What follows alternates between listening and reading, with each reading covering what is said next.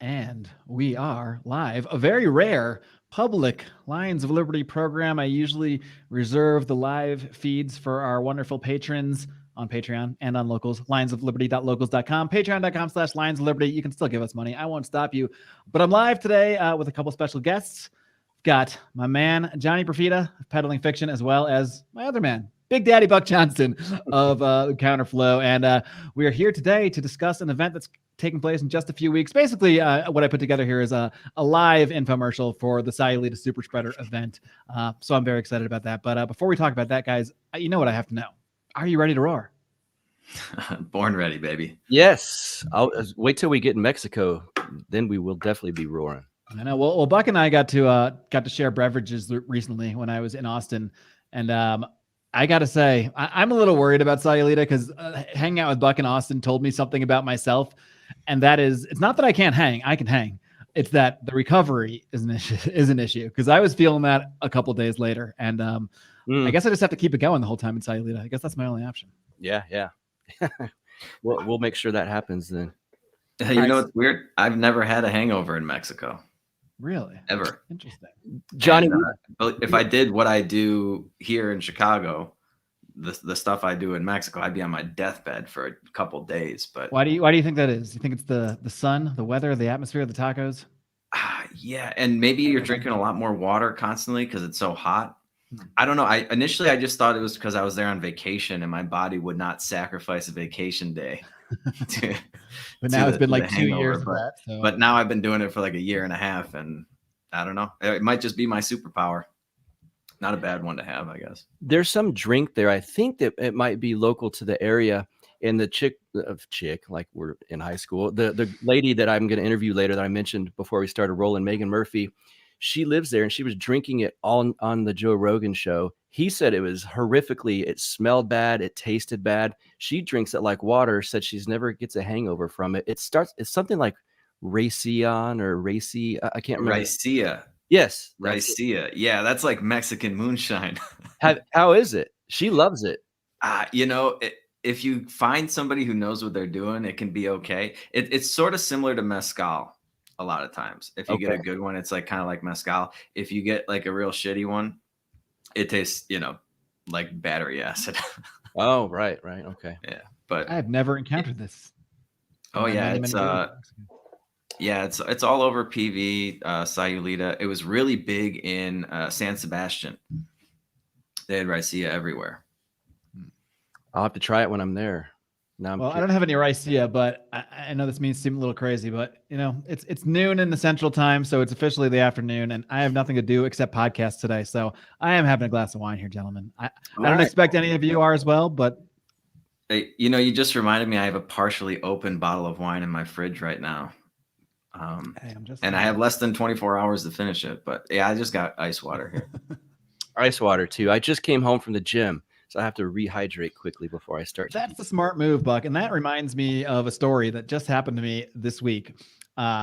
Speaking of hydration. So I went to the gym that we, we're members of here in Mexico City, but it's like a 30-minute walk away, or it's like 20 minutes plus a little bit of a metro, but I usually just walk the whole way. And I didn't bring a bottle of water with me because I didn't have any. And I told myself, I'll stop at a store and buy a bottle of water. Didn't do that though. So I went to the gym, worked out for like 40 minutes or so. No water. And of course, no water this whole time because the water fountains are all sealed off because we'll get COVID if we drink water from water fountains. So I just don't drink water the whole time. And then I go to the sauna. And granted, it's been like a while since I've been in the sauna, maybe 3 or 4 weeks. And I went probably too harder than I should. And this gym has 2 different saunas. It has like the dry sauna and the hot sauna. And genius me thought, I'm going to sample both. So I did like 15 minutes in each sauna. And still no water because I didn't have a bottle of water. And then I decided I'm going to walk all the way home. Did I stop for water on the way home? Absolutely not. So then I just went about the rest of my day. I probably drank water at some point, but I wasn't really thinking about it. And then at some point overnight, I woke up and my whole body was like on fire, but also cold. I was like shivering, like I had a fever and sweating. And this went on for like a day. So basically I had to cancel my Tuesday. Luckily I don't have much going on, so I didn't have much to cancel. But I spent the entire day literally in bed. I was just exhausted. And it took me a while to realize. I was like, like, of course I go through all this stuff now. I'm like, oh, maybe I have COVID now again. Not again. I've never had it, but all these things start going through my mind. And then my wife said something about like, maybe you just spent too much time in the sauna. And then it all hit me. I was like, oh my God. And then I like started Googling like symptoms of being in the sauna too long, and it all added up. Basically, I gave myself like a heat stroke essentially. So the lesson is, don't spend 30 minutes in the sauna, especially if you haven't. Or don't work out in the first place. Or just don't work out would actually be it could have saved me a lot of trouble, because of that day, I didn't do anything for like 2 days. So it actually probably doing that one workout probably canceled out more potential exercise I would have just done, walking around and that kind of thing. That was a net negative. Yeah. And if we've learned anything from the whole COVID experience, it's that the safest thing you can do is to sit on your ass, double fist cheeseburgers, and watch Netflix. That's true. That's a fact. That's science. Do not go outside, whatever you do. So Johnny, you've been in part of Vallarta for quite some time. I think you were already there the first time we did a podcast together, which I think that might have been, was that just after COVID stuff started? Yeah. It was probably, I don't know, like August or September of last year or something like that. Mm-hmm. And so, and you've been primarily down there for most of this time. Is that right? Oh yeah. I went down there for the first extended period of time last July, and I ended up staying for about a month and a half. I tried going back to Chicago for September. I did 2 weeks, and then like on a whim, I'm just like, I'm out of here. I booked a flight. I flew out like 2 days later. I left my place just in like shambles. And I returned for Christmas. I spent a week here in Christmas, and I was back in PV for New Year's last year. So I'm back in Chicago now briefly, but yeah, this is the first time I've been back in almost a year. And what's Puerto Vallarta been like in terms of COVID stuff? Like, I mean, I know it's like, because here in Mexico City, when it first happened, everything was shut down for a while. They were in the red for a long time, but like even now, there's not really official shutdowns anymore. But this culture here, which is why we're not going to be here long term. We're kind of just here as a sort of a stopover, though. But culturally, this is worse than Los Angeles when it comes to masks only, not when it comes to other things, because there's no Mexican Karens. Like, nobody will sneer at you or yell at you or scream at you for not wearing a mask. But literally everyone, like if my wife and I go for a walk for an hour in this city, the only people we'll see without a mask will probably be each other.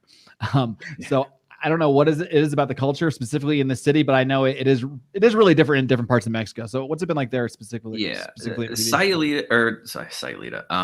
Puerto Vallarta has been a little mixed on that. There are some people that walk around outside with masks on. But there's a lot, it's a big tourist destination. So I'm not even sure if they're actually living in PV most of the time. But yeah, it's much more laid back. You still do a lot of the stupid things where it's like you put your mask on to walk through the entrance of a bar or a restaurant and then just take it off. And, just like, the servers have to wear masks. Unfortunately, and they're like, I'm out at the pool all day long, and these people, it's like 105 degrees and humid, and they're walking around the pool back and forth in the sun all day long with these stupid masks on. I feel so bad for them. But yeah, other than that, it's pretty laid back. You can kind of do what you want, and there aren't any Mexican Karens or anything like that. No, but you do see a fair number of people walking around outside with masks on, but it's not the majority. Yeah, here it's the majority, like to the 99.99th percentile. And it's even like walking the dog alone, working out in the park alone, riding your bike alone. I mean, it's literally worse than Los Angeles, because at least there I would see like a lot of people outside wearing masks, but a decent amount that at least weren't wearing them outside, like that weren't doing the full craziness of just wearing a mask alone with no one around you. So it is, and then that tells you how much, because there's no mask mandate here. There's no law saying you have to wear masks, like nothing at all. I think it might be for stores, because a lot of stores have the sign like, please put on your mask or whatever. But like the fact that people wear them around the street, that's 100% culture and 0% legality. Yeah. And some of the stores here ask you to put it on, and some of them don't. I think it's just up to their discretion. You can kind of feel it out. Walk right out of those stores. Tell me to put a mask on. But it'll be interesting to see what the high season's like, because we just got through the rain season and the summer, and I'm like the only gringo over there. It's all just me and the local Mexicans for a few months when it's super hot and rainy. And oh shit, my alarm's going off. I'll be right back. But yeah, now there's a lot more like vacationers coming in. You can see the Americans are still like some of the dumb. I saw somebody on a jet ski out in the middle of the ocean wearing their mask. That's my favorite. You gotta be kidding me. I've seen them go parasailing up, hundreds of feet in the air by themselves wearing a mask. Wow. What is? I just don't understand the thought process. That is even more ridiculous than the jet ski. Yeah. Jeez. Wow. I mean, we do know COVID floats up. That's why you have to wear the mask in the restaurants till you sit down. Maybe they were scared of bird flu. Bad joke. Yeah, maybe they were scared of a big bird shedding his viral load or whatever. Yeah. I gotta say though, like in contrast to this stuff, like being in Austin for me for about a week was so refreshing. And I know like Austin is like the bluer city of Texas, but the bluer city of Texas is better than Los Angeles. I'll tell you that, because I mean, not only did I not have to wear a mask doing the job I was doing there, which was huge because I had to wear a mask every day for a year and a half at my other job. But even when I would get into Ubers, like I only took 2 Ubers the whole time I was there. Both times I got in, noticed that the driver had their mask like down here. And then we kind of looked at each other and I was like, you don't care about that. And they're like, no, we don't. And then we're just good both times. And then my second driver to the airport, not only did we take our masks off, like she spent the entire ride going off against vaccines, against mandates, all this stuff. I was like, nice. This place feels all right. This feels okay. Yeah. She's got to feel that out carefully in Austin. Yeah. She'll get, like, she had no qualms. I think once we agreed to take our masks down, it's like, okay, we can probably just go off. Yeah. This stuff. It's weird how you start to feel people out and you're like, all right, can we broach this subject, or do I have to pretend like I'm terrified of this thing? Yeah, because at first I didn't even with the mask thing down, I was like avoiding talking about the vaccine stuff because I was like, I don't know. But then when she went full off, I was like, all right, good, we're good. Yeah. By the way, I host a podcast. Yeah. So this discussion all brings us to the reason that Johnny threw this event. I'll let you speak to it, specifically why you put together the Sayulita Superspreader. But to me, it's the perfect time to really escape. Even for you, Johnny, even being 20 minutes away in Puerto Vallarta, it's going to be a bit of an escape for you away from all this stuff, all this mask stuff, all this COVID stuff. So take it away. Yeah, actually, just give me a second. I got to go turn off this alarm. I don't know if you guys can hear it, but I don't hear it at all. Crazy. If you never mentioned it, I would never know, but it must be driving you insane. Oh, yeah, I'm going to go nuts. So hang on just a second. All right, I hear Buck and I will continue to chat. I hear it a little bit. It's interesting. And the cultural thing you mentioned about being in Mexico, here in Lockhart, my wife and I have noticed this. And I want to ask Carlos from Paloma Verde about this. If you see people around in the stores, it's the Hispanic people wearing masks.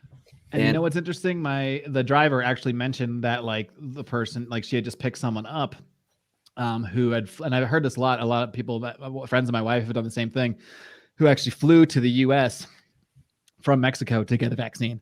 Because the vaccines are not very available here. Like there's only AstraZeneca basically, because what happened is the US took AstraZeneca. It was like, we're not even going to send this to the FDA for approval. Let's dump it to Mexico and a bunch of other countries. So now Mexico and a bunch of other poor countries take the shitty AstraZeneca shot. I mean, I think they're all pretty shitty, but I think AstraZeneca is like especially shitty.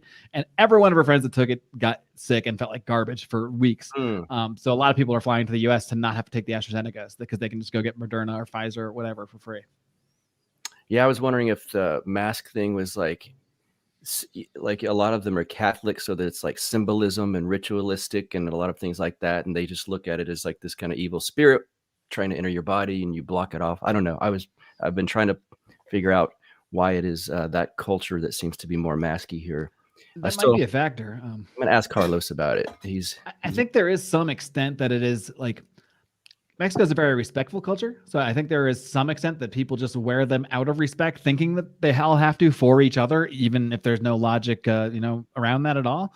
I think it's just maybe that's how they see it. I'm sure there's a certain percentage of people that truly just think they have to wear it for some reason, even when they're, my wife had this theory too that, the president here, AMLO, is kind of like their Trump in many ways. Like he's kind of seen as the idiot who's a moron, and he is a socialist. but he's a base socialist. Like he's based on COVID stuff. He's based Nice. on vaccine stuff. I mean, he calls out the pharmaceutical companies. He basically Nice. from the beginning of COVID, he's been saying like he never wears masks. So a lot of people think he's an idiot. So I think he's kind of like their Trump in the sense that I think a lot of people here anyway, just see AMLO as such a moron. So when he's the one who's the face of like not wearing masks and not taking COVID seriously or what have you, then as maybe like an instinctive, like, well, we're not going to be like AMLO, so we're all going to wear masks. Yeah. Do you get any sense of that, Johnny? Like why there is more of like, I mean, it's not the same for you, but there is still somewhat of a mask culture here in Mexico. Yeah. You know, the only thing I've really noticed is that if you're in a city, it's much like the culture is just awful about it. You know, I was in Guadalajara for a while, and it sounds a lot like Mexico City. Beach areas, I don't know, maybe people are more laid back about stuff, but yeah, anytime you get into like a bigger city, there seems to be a lot more mask wearing, and I don't know, it's the same over here in the US for the most part. Like Chicago's great. Like my building here has just been, there's a bunch of fucking Karens telling you to put your mask on, like when you're walking through the You do parking have Karens garage there. and stuff. They'll say stuff to you? Yeah. They said something to my buddy, like we were in the elevator, and this lady gets on. She's like, "Yo, you gotta have your mask on. You gotta wear it in every area of the building." Wow. My buddy's like, "Oh yeah, okay, well whatever. I'm vaccinated." She's like, "You still gotta wear your mask." I'm like, Still. yeah. So I don't know what it is about the cities. And when you get like a lot of people together, I guess maybe that's easier to propagandize them or something. I think there is something about like cities, about big metropolitan areas that tend to lean more towards blueness or maskiness or whatever, no matter where it is. Even a lot of like bigger metropolitan cities within red states in the US, I like Miami is kind of, I think, more of a maskier part of Florida, for example, which Clint could comment on if he was here right now. Yeah, and maybe also too, like they get more government assistance in the cities or something like that. Like you go to some of these smaller towns, and it's between a fever for a few days and not feeding your family. The choice is pretty clear. Yeah, that's interesting. So, Johnny, when did you dream up this idea of the Sayulita Superspreader event? A title which I know will offend many who are not like us, but the people that it offend would never want to come anyway, so it's okay. Yeah. So, well, I lived there for about 2 weeks at the beginning of this year. There was my uncle's friend was using the condo for like the Christmas time, New Year's, like a week and a half or so. And so I went down to Sayulita. I'd been there before, you know, for weekends and things like that. And man, just living down there, I was down there for 2 weeks. I didn't put a mask on once to do anything, not to go into a restaurant, not to go into a shop. And during that time, they were also, you know, the states were trying to do these like early closure things. You know, everything's going to close at 9:30 because there's a holiday coming up or something like that. And nobody was really abiding by it. And if they did abide by it, like somebody in town would just rent a huge villa somewhere out in the jungle, and everybody would be there partying all night long, or you're just having a bonfire on the beach with your friends and drinking. And it just seemed like a nice break from all of this COVID crazy stuff, even though it wasn't terrible where I was in Puerto Vallarta. It was like living back in 2019, especially 2019 Mexico, where it's like another great thing about that country is like there's so much freedom to just do whatever you want to do as long as you're not bothering anybody. You know, like you can walk down the street with a drink, it's no big deal. You can bring your dog to the beach. You don't have to get a permit and go to the doggy beach and pay for like this annual. You just bring your dog to the beach. All the dogs are walking around. They still got their balls dangling down. I hadn't seen that in a really long time. You pervert. Why are you looking at that? Yeah. I haven't seen a dog's balls in a while. It was just refreshing. Yeah. Well, those dogs are real happy, man. They're all smiles. If you talk about liberty, it's the freedom to see a dog's balls on the beach. I mean, if that's not liberty, I don't know what is. So, you know, I was thinking about doing something because I felt like everybody else, especially like people that were stuck in the US for all this, all the lockdowns and everything. Everybody needs a vacation. There's no better time to vacation in Mexico than like November through April. And the weather is just perfect in that part of the world.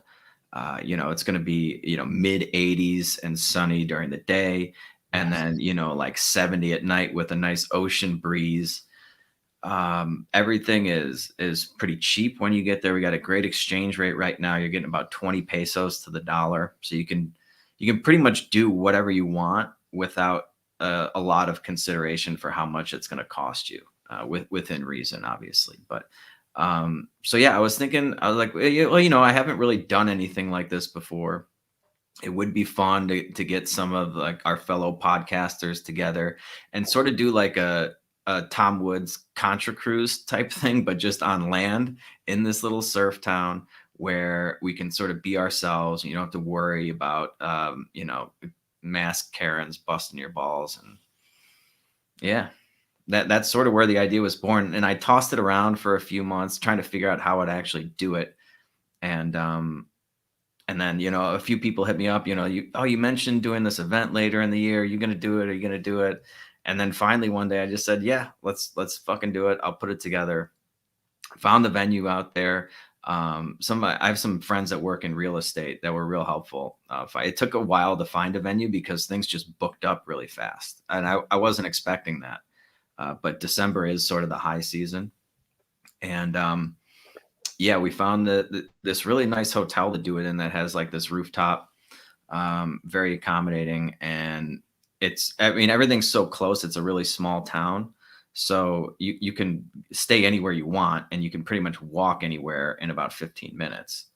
And yeah, once I found the venue, I got pretty excited about it and started to put everything else together. But it's gonna be a lot of fun. And I think it's the vacation that everybody needs. And, stay for a week if you can. If not, just come down for the weekend. But, one of the things they say about Sayulita, they call it Stayulita, because people come down there for a vacation and they just don't leave. Yeah. They'll stay for months. They'll go home for a week, pack up all their shit and fly back to Sayulita. It's a really cool place to be. And it's mostly, like younger crowd, beautiful people, fun bars, restaurants, right on the beach. You drive around in golf carts everywhere. Yeah. What's the hotel called? I'm not even sure how to pronounce the name. It's called Zuri. It's like Yusuri. Yeah, Hotel Zuri. Yeah, Zuri? Hotel Zuri. And that's where we're going to have the majority of the event. But by no means does anybody actually have to stay there, because it's, the rooms are actually pretty expensive by Mexican standards. But you can find, cheap Airbnbs everywhere. There's other cheaper hotels. If you want to stay in a hostel, you can do that too. So there should be plenty of accommodations in and around that area. And then you just, pop over, walk 10 minutes or hop in your golf cart and yeah, shoot the breeze with us. Yeah, I don't think a lot of people, like, even really, if people that don't travel to Mexico often or haven't hung out there a lot, it's really hard to explain how far your dollar goes here. Like, even in this, I'm probably in one of the most expensive cities in Mexico. And even here, like, my dollar goes so far just doing normal things like the grocery store or taking Ubers. Like, Ubers throughout Mexico are just dirt cheap. You don't need them a lot of places you are. But yeah, literally, like, I can go almost anywhere in the city for like a couple dollars, $3 or $4.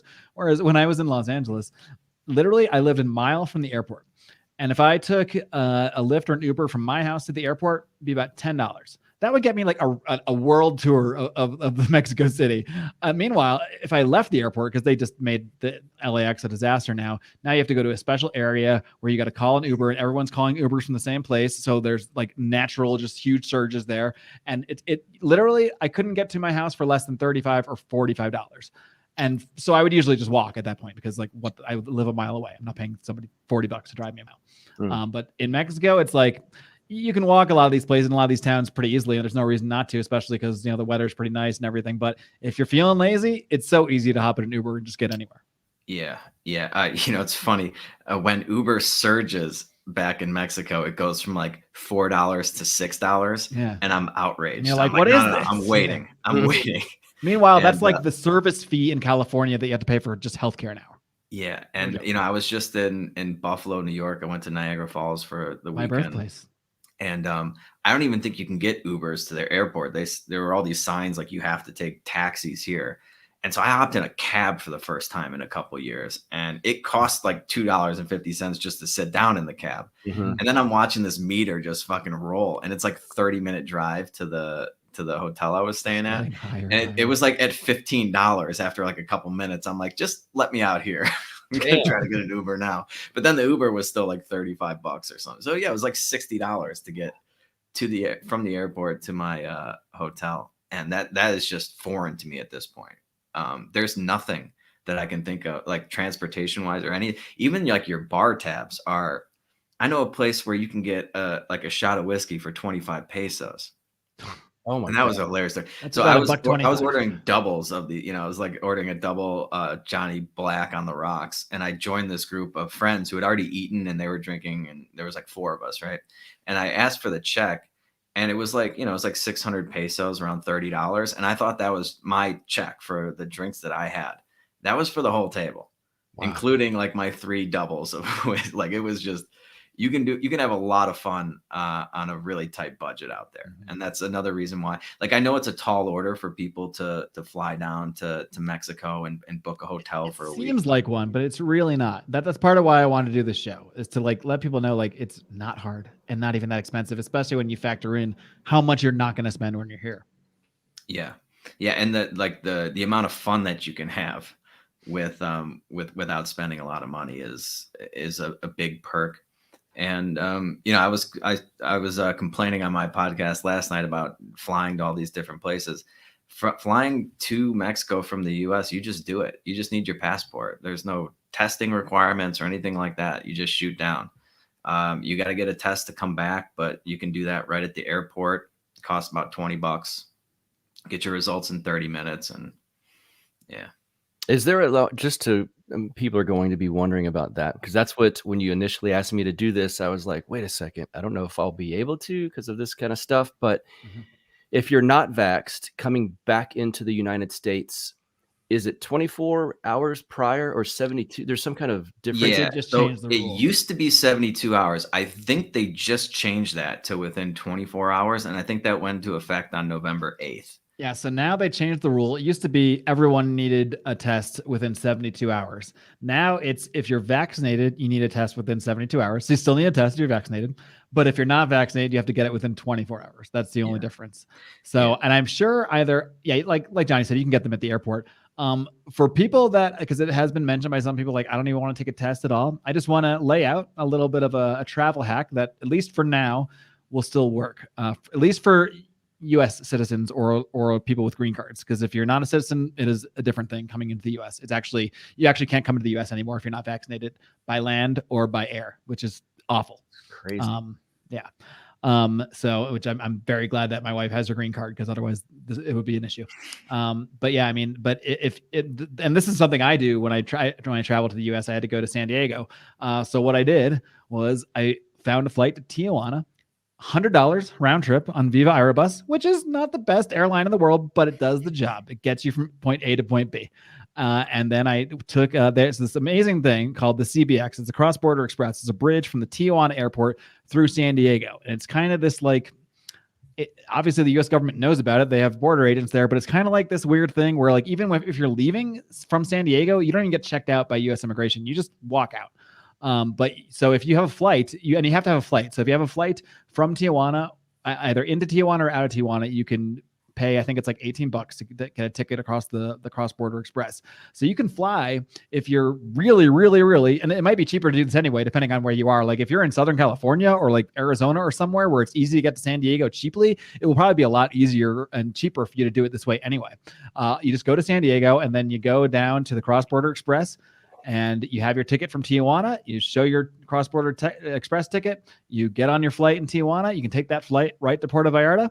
And then when you go back, you don't need to test when you cross the CBX. There's no testing requirement, at least or vaccine requirement or anything, as long as you're a U.S. citizen. So for U.S. citizens that want to save a little money, especially like if you're in the San Diego area or you just want to avoid testing at all, you can do that by using that little travel hack. That's a great idea. Yeah. And that is one of the things I think, especially a lot of hardcore libertarians are a little too paranoid about, and it was sort of a thing that I had to tell them, I'm like, listen, I've been doing this a long time. I've never had issues, but yeah, they think they're going to get these false positives on the test, like they're cycling too high with, and I mean, it's just not an issue that's come up for anybody that I know. But yeah, I think we're a little overly sensitive about that stuff. Not that it's not a valid concern, but like, I don't think you're going to get stuck down here and having to quarantine for 2 weeks.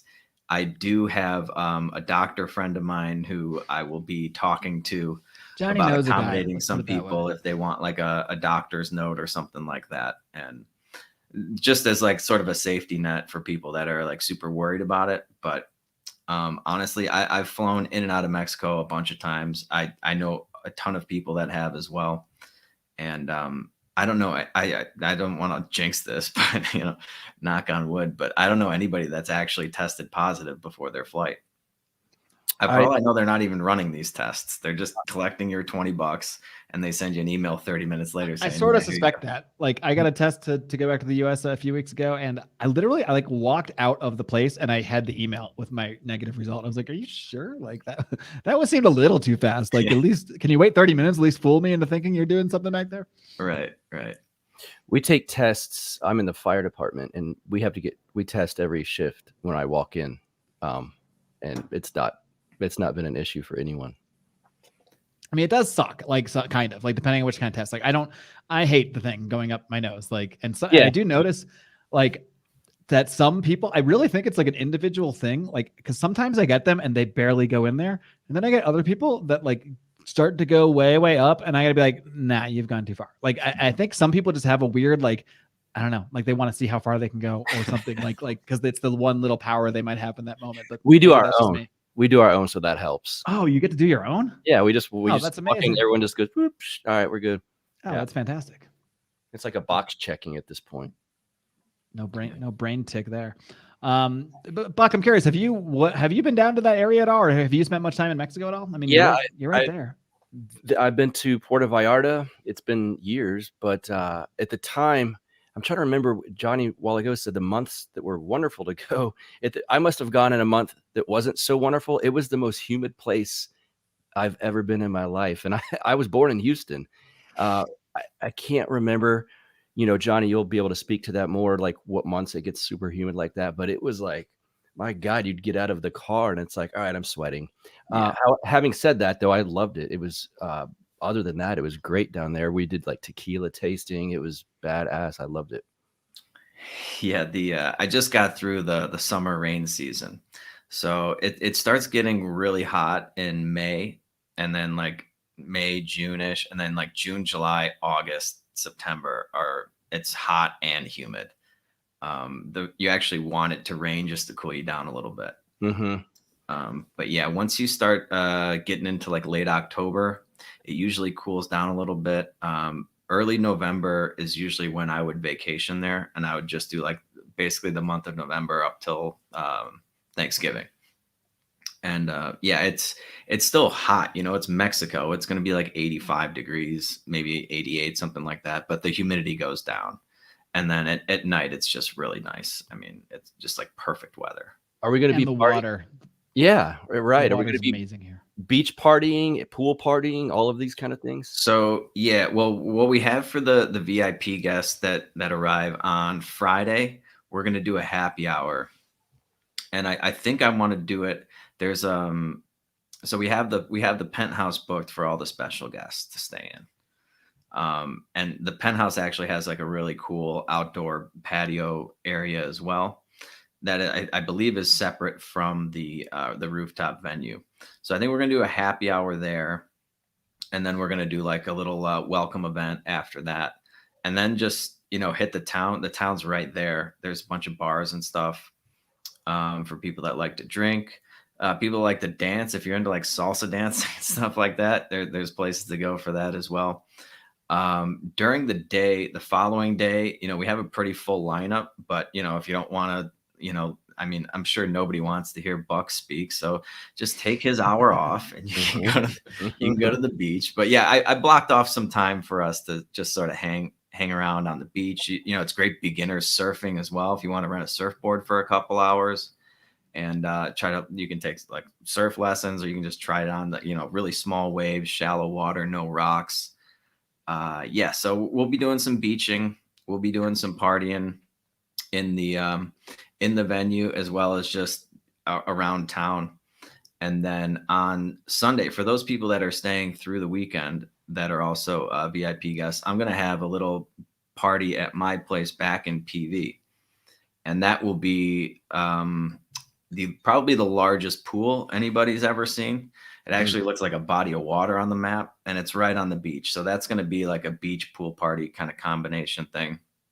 And then that would be like Sunday afternoon around like 4:30, 5 o'clock, something like that. We'll watch the sunset, probably eat some food on the beach. Maybe I'll grill something. I don't know. I got a little Weber grill out there. And then we can hit downtown PV, and I can show you guys the Gringo circuit. Nice. Nice. Sounds really good. So why don't you preview the lineup here? Obviously, your headliners are all right here. Marc Claire, Buck Johnson, Peddling Fiction. But you got some other people that you were nice enough to put in some premiere spots, because I know you didn't want them to feel bad. So you got this guy, this up and comer, Robbie the Fire, I think is going to be there, right? Robbie the Fire is going to be there, and he's going to do some stand up after you open for him. And best 2 minutes of your life is coming your way, folks. That I open up for. Yeah, I actually have done stand up 3 times in my life, all of which received quite an ovation. Now, granted, the crowd was in all 3 occasions packed with my friends, so that might be a factor. But this time it's going to be packed with my friends too, so it should be fine. Mm-hmm. Yeah, so I think a lot of people are looking forward to that, and maybe we'll open it up for some crowd work, so you get heckled a little bit. But I'm more than open to that. So yeah, Robbie's going to do his stand-up thing, and then he's going to do a live Run Your Mouth podcast right after that, and that's probably going to be the main evening event on Saturday. You know, I put times in there, but it's Mexico. I don't expect it to follow the time to the minute. You know, if you're 15 minutes late, you're on time in Mexico. Yeah. So yeah, he's going to come on around, you know, like 9 o'clock or something like that. Do some stand up, do a live podcast, and then after that we'd probably just hit the town. Before that, let's see, you know, we have a bunch of live podcasts that we're going to do starting in the morning. I think I'm going to, you know, lead it off with a couple of you guys. Yeah, I like that you on the schedule you put Peddling Fiction with special guests. You know why? Because it's 10 a.m. and you have no idea who's actually going to be up at 10 a.m. I'll do my best. I'll try. Yeah, I could just be talking to myself. That's normally special how I guest do it. Jose the waiter. Yeah. So and we have, you know, like another one after that, and then just like a couple hour break for people to hang out in town, maybe get some lunch, eat some tacos, check out the beach. And then a couple more sort of live podcasts after that. And then we have your boy Guzman, James Guzman. Yeah, James Guzman. Great guy. He runs the Borderless podcast. Yeah, the Borderless podcast. He's going to give sort of like a talk, I guess, about you know, expatriation. And then sort of how he's gained freedom through that, and he's going to, you know, give you some pointers. A lot more people are looking at seriously after the last 18 months. Yeah. And let's see what else we got. I'm actually going to get to meet James next weekend. I'm heading up. My wife and I are heading up to San Miguel. We have another friend who's hanging out there, and he lives up there, along with let's see, Jonathan Lockwood, both of which I think are going to be coming to Sayulita, and then another guy, Miles Wakeham, who I've interviewed. He lives up there too, so who we're also hoping to see in Sayulita. So there's quite a little like Liberty niche community up there in San Miguel as well. Yeah, that's awesome. And then like the latest addition was Anthony Samaroff. He's going to be joining us from the Scottish. That's actually who the event was named after, right? Yeah. Nice. Stefan Kinsella already outed him on Lions of Liberty as the potential, you know, Mises super spreader. So I think it's okay. I think it's out in the open now. I think he's embraced it. If not, I'm sorry, Anthony. Yeah. So he's going to be there to do his thing. And I also have a guy who's going to give a presentation on crypto mining, teaching people how to do that. He's been doing that for like, he was doing that as like a side gig for a while when he was working. And then his company hit him with like the whole vaccine mandate thing. And he's like, all right, well, I'm out of here. I'm going to do this crypto mining thing full time. And so he's going to teach us how to do that. Cool. That'll be like in the afternoon, probably after lunch kind of thing. Okay. When everybody's slipping into a food coma. Yeah, I got to be honest. I'm a little concerned about my time slot. I'm doing Lions Liberty Live and I'm right after the 12 p.m. tequila break. Now that's dangerous because I'm absolutely participating in the tequila break. There's no. Oh yeah, yeah. I think I put myself in that too, just to be fair. Yeah, I appreciate that. And Robbie the Fire, if he makes it.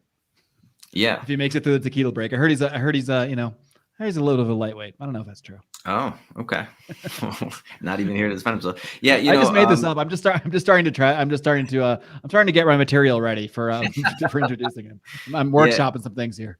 And we did book some time for Clint from Liberty Lockdown, but you might have just gotten bumped for not showing up to the live stream. I know. We don't know what happened to Clint. Hopefully everything's all right. He was supposed to join us on this podcast, but yeah, time zones, man. I'm going to be yeah. It's sort of just going to be like a mixture, people doing other people's podcasts, a lot of crowd participation, a lot of incestuous podcasting, and tequila. That's basically there. You go. Yeah. Sweet. So why don't we just, I think we have a promo code too for the people lucky enough to be viewing this live stream. So why don't you just lay out, the URL, all the good stuff, all the deets. Yeah, go to Sayulita Superspreader.eventsmart.com. Sayulita is spelled Sayulita. I guess I should do that when I say it, is actually spell it, because I just say it like everyone knows how to spell Sayulita. But yeah, I was doing that for a while, and I was like, listen, you idiot. These people have probably never heard of this little surf town. But yeah, so Sayulita Superspreader.eventsmart.com. And if you use the promo code REDBILL, all one word, not to be confused with the red pilling that we do. It's RED as in David, B as in boy, ILL. You can get 10% off your tickets. And I have to know something. What does the red bill mean? Because I noticed Anthony Samaroff is giving a talk, take the red bill, and I don't know what it means, or I need to wait and be surprised. Texted me. He's like, he said if I was coming, you'd put me on the docket, and he said like something like take the red bill, and I was like, all right, is that the name of like your talk that you're giving or something? So I just ran with it. Are you sure it wasn't just a typo? Not sure at all. Great. Perfect. But that's what it said, and that's what I'm rolling with. And I had to give his promo code. So like I gave everybody promo codes, and when he joined, I didn't, Samaroff is too long. I wanted to do some sort of Scottish thing or like, something from Braveheart, but I couldn't come up with anything. So I just said Red Bill. I like it. Well, I'm looking forward to finding out just what the red bill is, if it's even a red bill or not.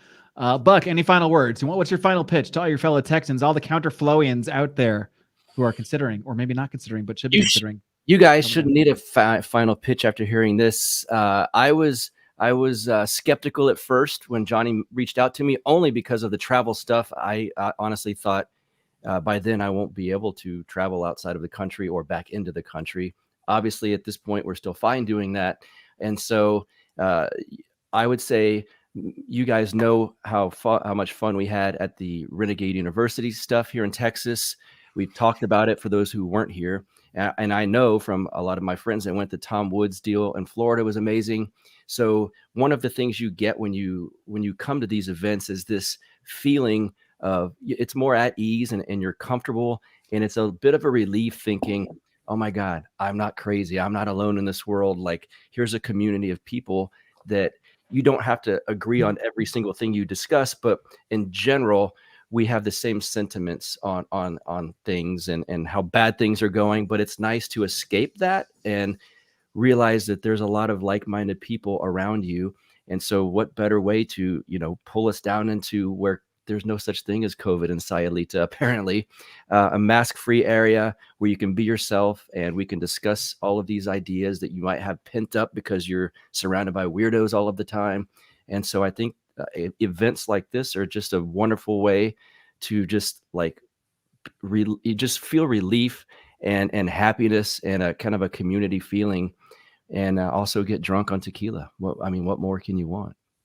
Yeah. Absolutely. That's the big thing for me too. Like it's been a couple years now, actually. Like we were planning to go to Pork Fest. and I think like Freedom Fest in 2020, and didn't make it to, I don't think those events even happened that year. Maybe Freedom Fest didn't happen, I think, until this year. So I that's one thing. Like the year before that, like 2018, 2019 is when we started to go to a lot of Liberty events.